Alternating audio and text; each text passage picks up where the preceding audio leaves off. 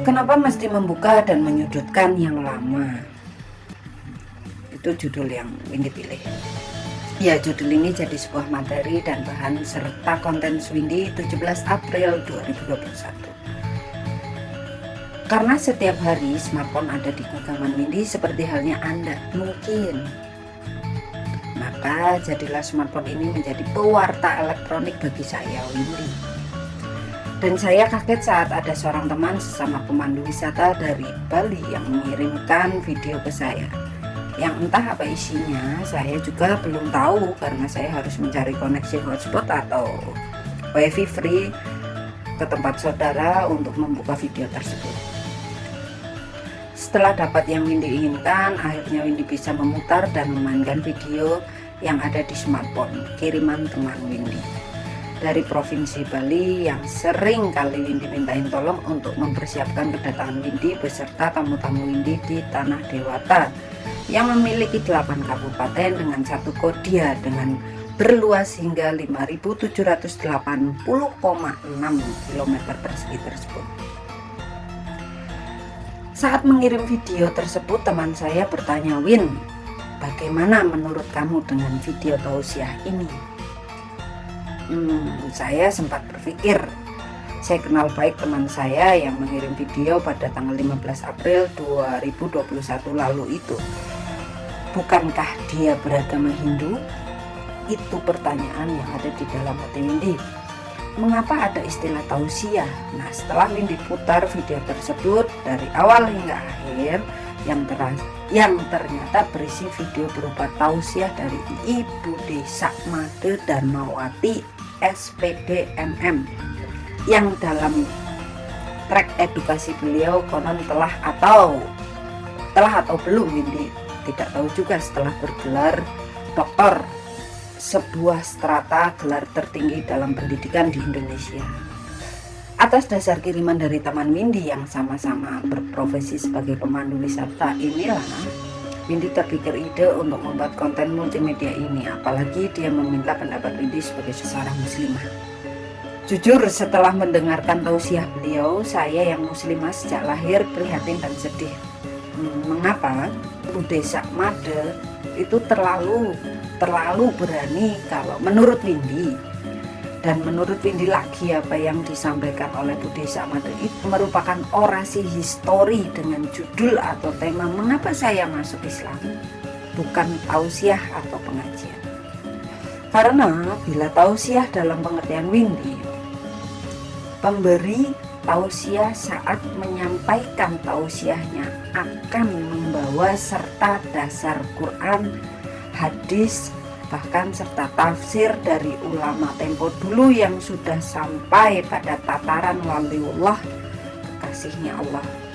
Ya, yang namanya tausiah atau pengajian atau dakwah itu seharusnya dan afdolnya adalah berisi tentang syiar, di mana isi ajakannya akan berpijak pada kalam Al-Quran diperkuat dengan hadis serta tafsir, bukan berisi pemikiran pendapat pribadi seseorang yang meskipun gelarnya sudah mencapai S9, mungkin super profesor, brilian, doktor, jauh di atas strata gelar yang cuma S2 atau S3.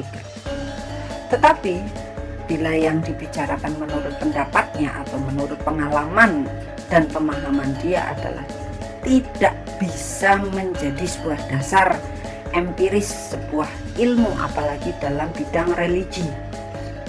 Mengapa? Ya karena manusia itu sendiri penuh dan memiliki nafsu yang sangat sering tidak terkontrol. Sepertinya akan lebih bijak Bu Desa Made bila Anda menceritakan pengalaman Anda menjadi mu'alaf tanpa perlu mendiskreditkan agama lain. Bagaimana Anda bisa melakukan hal tersebut? Apakah Anda kurang memahami arti lakum dinukum waliyadin, sebuah penggalan ayat dari surat ke-109 surat Al-Kafirun dalam Al-Quran, di mana bila diartikan secara harfiah adalah bagiku agamaku, bagimu agamamu. jangan cuma diartikan seperti itu ayat itu. Cobalah ditafsir seperti penafsiran para ulama yang sudah sampai tataran waliullah. Bukankah itu artinya sangat dalam ke bawah dan sangat tinggi bila ke atas? Maaf Bu, maaf, setahu ini, maaf Bu, maaf sekali, setahu ini Bu mungkin masih sangat kurang dalam mempelajari al-Islam sebagai rahmatan lil alamin. Ngaji lagi Bu, ngaji lagi, bahwa mempelajari Islam dan berada di dalam Islam tidak cukup hanya berpegang pada Al-Quran dan hadis loh, tetapi juga harus memahami tafsir baik dari Al-Quran maupun hadis itu sendiri. Di saat yang lain bagi Anda para mu'alaf atau budesa made, alangkah baiknya bila akan menyampaikan sesuatu di depan publik, apalagi bila ada yang mengeluarkan smartphone dari saku atau tas mereka, waspadalah.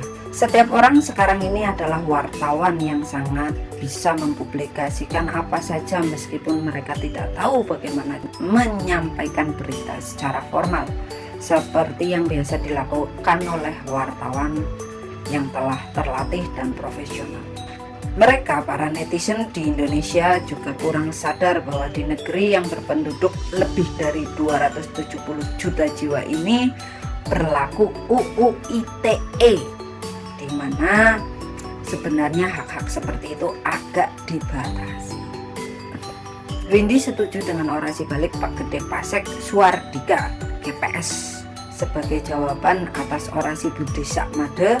Bagus sekali penjelasan dari Pak atau Bli Gede Pasek Suardika, cenderung menjelaskan ketidaktahuan Budesa Made dalam banyak hal yang diyakini sebagai sesuatu yang salah.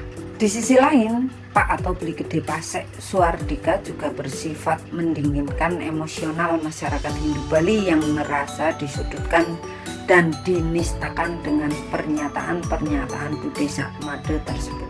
Windy sendiri meskipun seorang muslimah yang tinggal dan hidup di Banyumas, Jawa Tengah, banyak memiliki teman dan saudara di Pulau Bali yang dihuni oleh lebih dari 4.362 juta penduduk.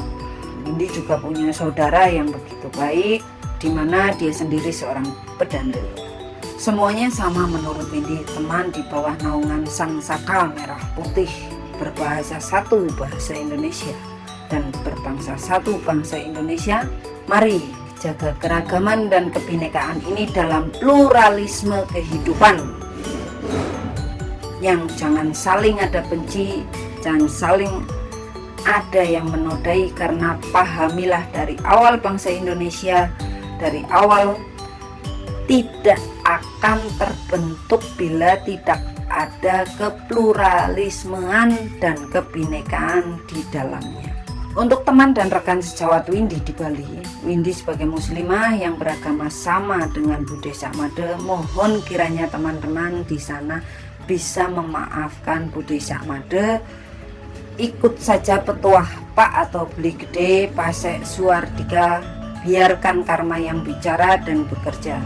Kita tetap fokus memulihkan ekonomi kehidupan kita masing-masing, mempersiapkan diri menuju kehidupan normal pasca pandemi di bulan Juli 2021 ini. Salam Sabta Pesona Indonesia, Windy.